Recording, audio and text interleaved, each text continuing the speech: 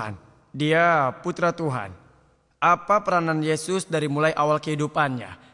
Awal pertama sampai 27 atau 28 tahun. Apa peranan terpentingnya? Ini, maaf Dr. Campbell. Ini bukanlah topik yang kita bahas malam ini. Kita telah sepakat untuk tidak membicarakannya. Silakan selanjutnya. Pada awal presentasinya, Dr. Campbell menyebutkan tentang Zulkarnain dari surat ke-18 dalam Al-Quran yang dikatakan gua. Dan beliau menyebutkan bahwa Zulkarnain adalah Alexander Agung. Bisa Anda buktikan pada saya bagaimana Anda sampai pada kesimpulan itu? Saya hanya membacanya dalam komentar Yusuf Ali, tapi dengan mengabaikan apakah itu adalah Alexander Agung atau siapapun. Matahari tidaklah tersusun dalam kesuraman, rawa, dan itulah yang dikatakan ayat tersebut. Saya harap Anda dapat memahaminya. Ya saudari, silakan pertanyaan untuk Dr. Zakir. Saya tidak tahu persis ayatnya, tapi Injil mengatakan ketika Yunus selama 3 hari 3 malam berada di dalam perut ikan. Juga seorang anak manusia yang selama 3 hari 3 malam berada di rahim bumi. Apakah Yesus damai baginya secara ilmiah mengabulkan tanda-tanda dari Yunus? Yang saudari maksudkan adalah ayat dari Injil Matius 12 ayat 38 dan 40. Ketika orang bertanya pada Yesus, tunjukkan padaku sesuatu tanda, tunjukkan padaku suatu keajaiban. Yesus berkata, angkatan yang jahat dan tidak setia ini menuntut suatu tanda, tapi kepada mereka tidak akan diberikan selain tanda Nabi Yunus. Sebab seperti Yunus tinggal di dalam perut ikan 3 hari 3 malam, demikian juga anak manusia akan tinggal dalam rahim bumi 3 hari 3 malam. Lalu Yesus berkata, meletakkan semua telur-telurnya dalam sebuah keranjang. Dan jika Anda mengikuti tanda Yunus, kitab Yunus kurang dari 2 halaman, dan sebagian besar dari kita tahu. Jika Anda analisa bahwa Yunus selama 3 hari 3 malam, tapi Yesus yang kita tahu dari Injil bahwa dia ditempatkan pada sebuah salib, penyalipan yang dinyatakan. Setelah larut malam, dia diturunkan dari salib dan dibaringkan di dalam kubur. Dan minggu pagi Anda lihat batunya telah dipindahkan dan kuburannya telah kosong. Jadi Yesus berada dalam kubur pada Jumat malam. Dia berada dalam kubur Jumat malam. Ada di sana pada Sabtu pagi. Sabtu hari, 1 malam. Dia berada di sana 1 malam. 2 malam 1 hari.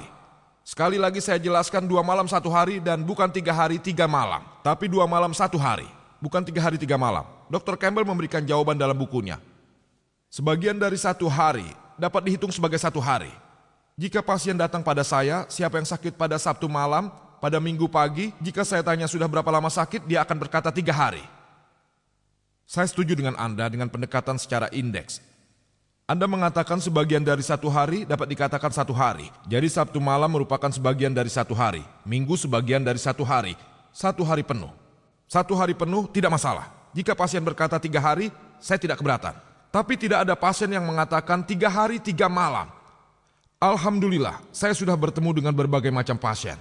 Termasuk misionaris Kristen yang memberitahu saya yang sakit di malam hari sehari sebelum kemarin mengatakan bahwa saya sudah sakit di sini selama 3 hari 3 malam. Jadi Yesus Kristus tidak mengatakan 3 hari. Yesus Kristus mengatakan 3 hari 3 malam. Ini merupakan kesalahan matematik. Secara ilmiah Yesus tidak membuktikan. Lebih dari itu, ramalan mengatakan sebagai Yunus juga sebagai anak manusia. Bagaimana mungkin Yunus ada di dalam perut ikan paus, dalam perut ikan. Mati atau hidup? Hidup, ketika dia terbuang keluar, dia tetap hidup. Dalam perut seekor paus, dia mengelilingi samudra. Mati atau hidup? Hidup, dia dibuang ke pantai, mati atau hidup? Hidup, hidup, hidup, dan hidup. Hidup, hidup, hidup, hidup, hidup, hidup. Ketika saya tanya kaum Kristen, bagaimana Yesus Kristus yang ada di dalam kubur atau makam, mati atau hidup? Mereka katakan mati. Hidup. Hidup? Alhamdulillah. Apakah dia Kristen? Jika dia hidup, alhamdulillah dia tidak disalib. Jika dia meninggal, maka dia tidak mengabulkan tanda. Anda dapat melihat pada kaset video saya. Saya telah membuktikan bahwa Yesus Kristus tidak disalib. Seperti yang ada dalam Al-Quran surat An-Nisa surat keempat ayat 157. Wa ma qataluhu wa ma sholabuhu. Mereka tidak membunuh dan menyalibnya, tapi orang yang diserupakan dengan Isa. Terima kasih Dr. Nick. Silakan pertanyaan untuk Dr. William Campbell. Anda seorang dokter, dapatkah Anda menjelaskan aspek kesehatan yang beraneka ragam yang ada dalam Injil karena Anda belum menjawab pertanyaan tersebut dalam bantahan Anda? Misalnya darah digunakan sebagai desinfektan, air yang pahit untuk mengetes perjinahan, dan yang penting adalah seorang wanita dalam keadaan kotor selama 2 periode ketika dia melahirkan anak perempuan jika dibandingkan dengan melahirkan anak laki-laki.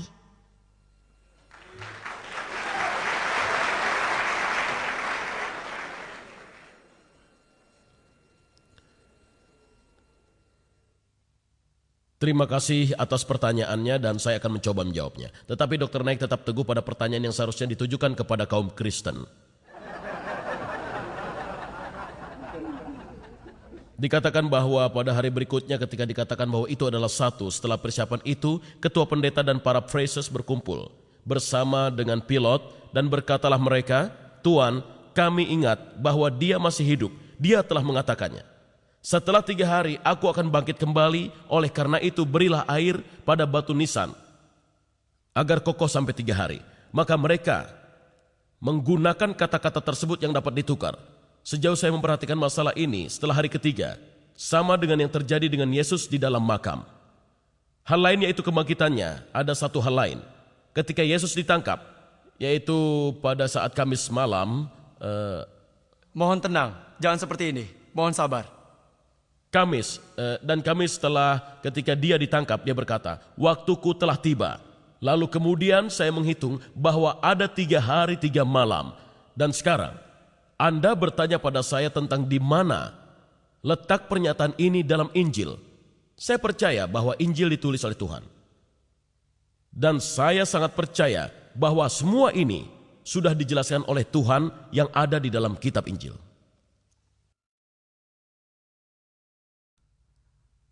Sekarang kita menuju pertanyaan terakhir dari Mike, dari saudara yang berada di belakang, untuk Dr. Zakir. Kemudian kita akan mulai pertanyaan dari kartu indeks. Ini adalah pertanyaan terakhir. Mohon dipersingkat untuk Dr. Zakir. Baiklah, Assalamualaikum. Nama saya Aslam Rauf. Saya seorang siswa yang mempelajari biologi. Dan sekarang ini guru saya sedang mengajarkan evolusi. Saya ingin menanyakan tentang jawaban Islam mengenai evolusi. Jika Anda dapat menjelaskannya secara singkat, apa yang Islam katakan mengenai topik evolusi dan penciptaannya. Terima kasih. Pertanyaan saudara sama bebasnya dengan Dr. William Campbell menjawab. Saya juga akan menjawab dengan bebas. Dalam Al-Quran, nama Alexander tidak disebutkan, tapi Zulkarnain, bukan Alexander. Jika beberapa komentator telah membuat kesalahan, kesalahan berasal dari manusia, bukan kesalahan Tuhan.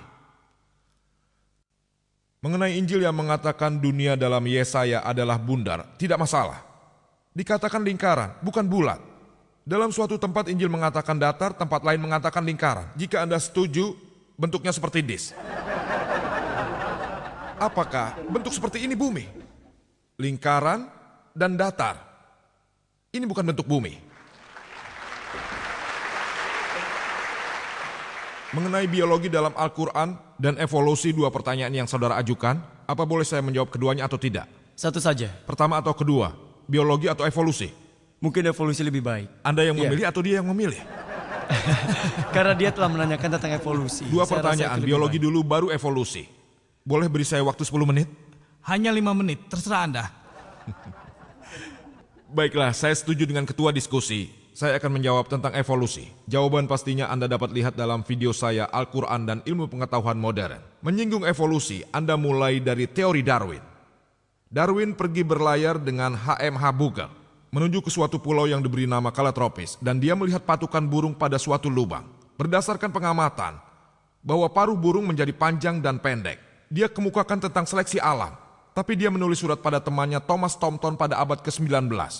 Dia berkata, "Aku tidak punya bukti untuk menjelaskan seleksi alamku. Tapi karena hal itu telah membantuku dalam mengklasifikasi embriologi, organ yang belum sempurna, maka aku mencetuskannya." Teori Darwin sama sekali bukanlah suatu fakta. Itu hanyalah sebuah teori. Dan saya telah membuatnya sangat jelas pada awal pembicaraan. Quran bisa saja bertentangan dengan teori. Teori sifatnya putar balik, tapi Quran tidak akan bertentangan dengan kenyataan. Di sekolah, kita diajarkan teori Darwin seolah itu merupakan fakta, padahal bukan. Tidak ada bukti ilmiah.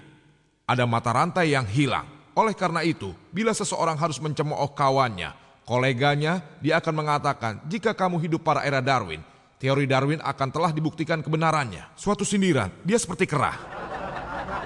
Ada mata rantai yang hilang dalam teori Darwin. Saya telah mengetahui 4 fosil yang ada, yaitu hominoid atau lucy,